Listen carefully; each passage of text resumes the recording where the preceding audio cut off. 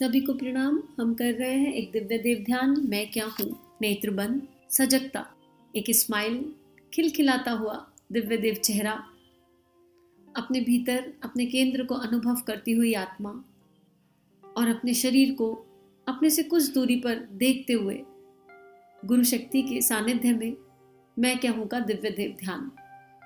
एक गायत्री मंत्र भावना करेंगे कि गायत्री मंत्र का दिव्य प्रकाश सर्वत्र फैल रहा है और ये गायत्री मंत्र मेरे केंद्र से हो रहा है। अब मुझे पता है, कुछ कुछ अनुभव है कि मैं क्या हूँ। अब ये मैं शब्द मेरी दिव्यता की ओर इंगित है, मेरी दिव्यता को सूचित करता है, मेरी दिव्यता को बताता है और उसी प्रकाश केंद्र से गायत्री मंत्र की ये दिव्य वाइब्रेशन पूरे विश्व में फैल रही है। ओम भूर्भुवः स्वाहा तत्सवितुर्वरेण्यं भर्गो देवस्य धीमहि धियो यो नः प्रचोदयात्। एक बहुत सुंदर ध्यान गुरुदेव करवा रहे हैं। गुरुदेव ने बताया कि अपने आप को मान लीजिए एक सेंटर में और आपके भीतर से आपका दिव्य देव प्रकाश जो असल में आप हैं वो निकल गया है और गुरु के हाथों में है और गुरु ने उसे सविता के गर्भ में रखा है और वहां से अब आप सब कुछ देख रहे हैं और आप जान रहे हैं कि ये शरीर क्या है, ये अणु और परमाणु से बना हुआ है और हमने ही इसे बनाया है। लेकिन असल में हम क्या है, आज हमारी दिव्यता हमें अनुभव हो रही है। साथ ही साथ हमें ये भी बताया कि इसका मतलब ये नहीं है कि इस शरीर की इंपॉर्टेंस नहीं है। ये शरीर इंपॉर्टेंट है, ये शरीर साधन है और अब उसी साधन को, उसी अनुभव को आगे बढ़ाते हैं। बंद आंखों से ही उस अनुभव को सुनिए, जानिए, समझिए और हर एक ऑडियो पहले वाले ऑडियो से रिलेटेड है। तो अगर आपने इससे पिछले दिन का नहीं सुना है तो उसे जरूर सुनिएगा, तभी आगे बढ़िएगा और उसी ध्यान के क्रम में आप आगे जा सकते हैं। उपयुक्त भावना का तात्पर्य यह नहीं कि आप शरीर की उपेक्षा करने लगे। ऐसा करना तो अनर्थ होगा। शरीर को आत्मा का पवित्र मंदिर समझो। सब प्रकार से उसकी रक्षा करना और उसे सुदृढ़ बनाए रखना आपका परम पावन कर्तव्य है। शरीर को पृथक्त्व की भावना जब तक साधारण रहती है तब तक तो साधक का मनोरंजन होता है, पर जैसे ही वह दृढ़ता को प्राप्त होती है वैसे ही मृत्यु हो जाने जैसा अनुभव होने लगता है और वे वस्तुएं दिखाई देने लगती हैं जिन्हें हम साधना के स्थान पर बैठकर खुली आंखों से नहीं देख सकते। सूक्ष्म जगत की कुछ धुंधली झांकी उस समय होती है और कई परोक्ष बातें एवं दैवीय दृश्य दिखाई देने लगते हैं। इस स्थिति में नए साधक डर जाते हैं। उन्हें समझना चाहिए कि इसमें डरने की कोई बात नहीं। अब दो चीजें समझा रहे हैं गुरुदेव। पहली क्या समझा रहे हैं? पहली तो ये कि ये शरीर एक मंदिर है, इसी के माध्यम से तो वो दिव्यता प्राप्त होगी। तो इस शरीर में खोना है, पर उतना नहीं खोना जितना कि मुझे भ्रम में डाल दे, जो मुझे इंद्रिय लिप्साओं में ले जाए। और ये शुरू के स्वाध्याय में गुरुदेव ये डिफरेंशिएशन हमें अच्छे से बता चुके हैं। पर अब तो हम ध्यान कर रहे हैं ना, तो ध्यान में हमें ये बात समझ में आ रही है कि अरे शरीर को थैंक यू बोलना है। अब क्या करो, उसी ध्यान के क्रम से अपने शरीर को थैंक यू बोलो। Thank you so much. अपने हाथ पैरों को थैंक यू बोलो, कितना काम किया, कितना चलते हैं हम इन पैरों से।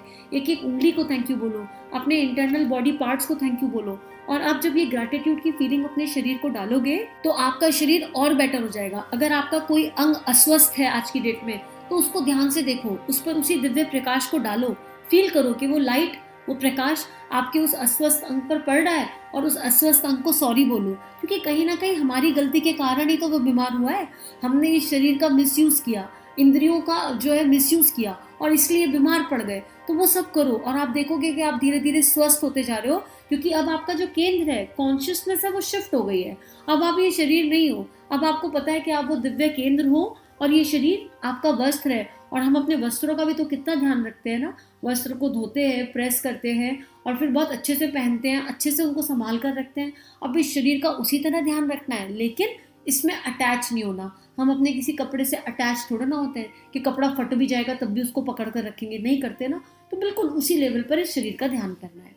अब उसके बाद क्या होगा, जब हम इतनी अभ्यास के साथ जब हम इतना गहराई में उतरेंगे तो हमको अलग अलग अनुभव होंगे। जैसे कभी हाथ पैर कांप जाएंगे, शिवरिंग आएगी, कभी लगेगा टेम्परेचर चेंज हो गया, बहुत ठंड लग रही है या बहुत गर्मी लग रही है, आधी बॉडी का टेम्परेचर कुछ हो रहा है, आधी बॉडी का कुछ हो रहा है, झटके आने शुरू हो सकते हैं, या फिर कुछ ऐसा दिखाई दे सकता है जो एक्चुअली कभी नहीं देखा, जो खुली आंखों से देख पाना संभव ही नहीं है, क्योंकि अब हमें वो वाली दिव्यता, वो वाला जगत दिखाई देगा जो खुली आंखों से तो हम नहीं देख सकते। अब अगर हम ये देख सकते हैं कि हमारे शरीर से एक प्रकाश पुंज निकलकर गुरु के हाथों में है और वहां से वो दिव्यता की ओर चला गया, तो ये भी तो कुछ सूक्ष्म का है ना जो दिखाई दिया।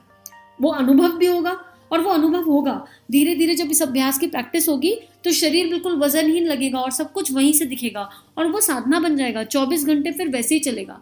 आप हर चीज को उसी दृष्टि से देखोगे और शरीर का इंस्ट्रूमेंट के जैसे क्या क्या उपयोग करना है वो समझ में आएगा। अब जब भी ऐसी दृश्य दिखाई दे, ऐसी चीजें आए, अनुभव में आए, पसीना आ जाए, ठंड लगे, तो इसमें बिल्कुल मत घबराना। हमारे एनर्जी सेंटर्स एक्टिवेट हो गए हैं, राइट, और वो एनर्जी सेंटर एक्टिवेट होकर हमारी प्राण शक्ति को ऊपर की ओर ले जा रहे हैं, और हमारे चित्त पर जो जन्म जन्मांतर के पुराने संस्कार हैं उनकी क्लीनिंग हो रही है।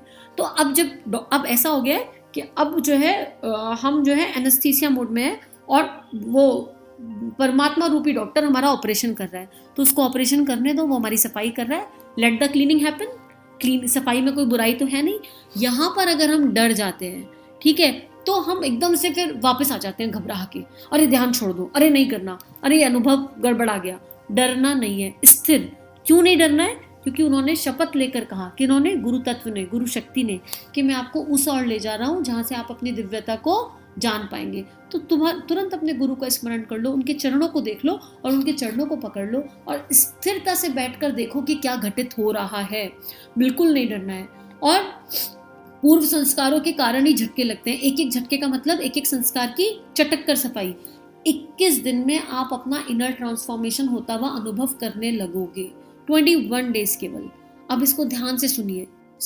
केवल साधना में कुछ शीघ्रता हो गई और पूर्व संस्कारों के कारण इस चेतना में जरा सा झटका लगते ही वह अचानक जाग पड़ी।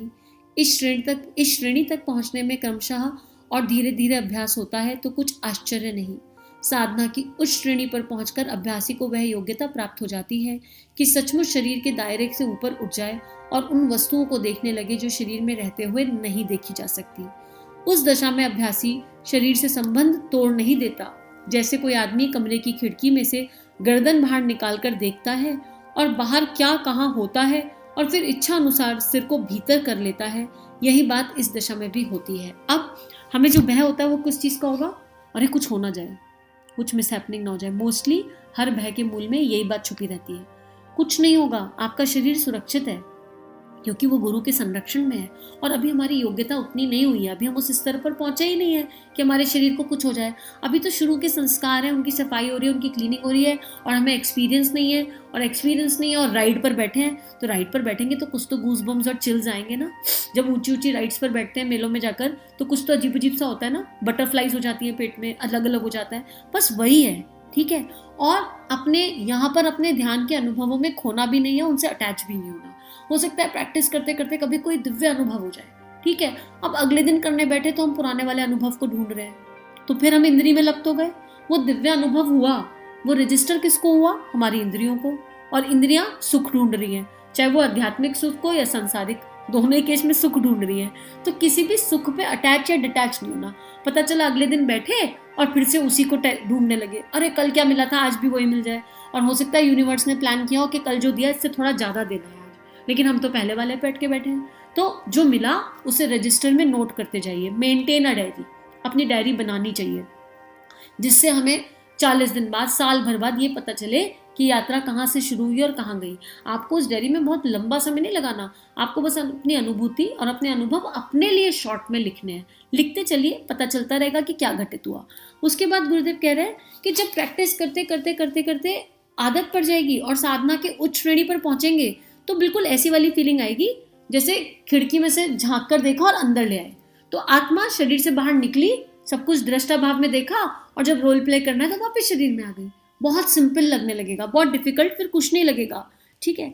अब गुरुदेव कह रहे हैं, नए दीक्षितों को अभी हम यह अनुभव जगाने की सम्मति नहीं देते। ऐसा करना क्रम का उल्लंघन करना होगा।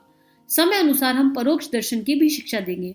अब क्योंकि हम तो जाई गुरु के सानिध्य में रहे, हमने तो ये माना ही है शुरू में कि प्रकाश निकला और गुरु के हाथों में है। अब हमारी जो उड़ान है वो वहीं तक होगी जहाँ तक गुरु चाहेगा। और हमें क्या करना है, हमें एक अच्छे शिष्य की तरह अभ्यास करना है, बस कहना मानना है। और डेट का इंतजार नहीं करना। कहा था ना, कंपैरिजन की यात्रा नहीं है।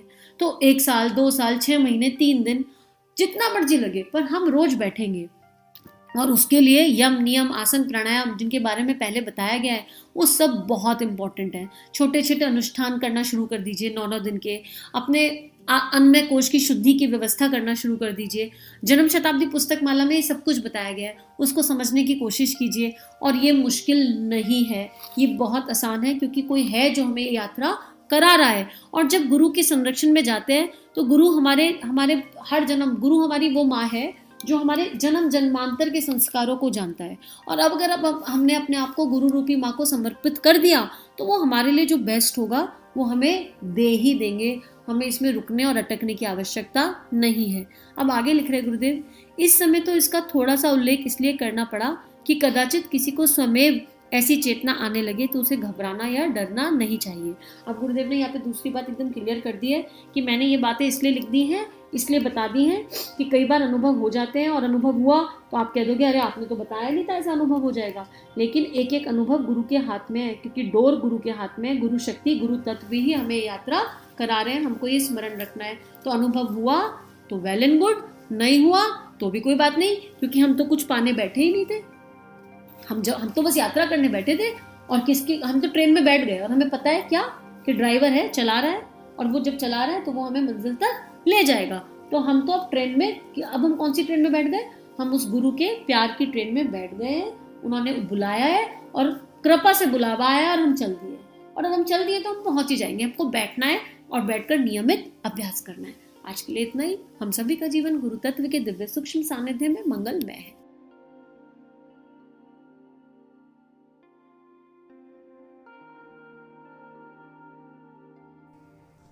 हमारे YouTube चैनल को सब्सक्राइब कीजिए और बेल आइकन पर क्लिक कीजिए, ताकि आने वाली सभी वीडियो की नोटिफिकेशन आपको मिलती रहे। आप सभी को बहुत बहुत थैंक यू।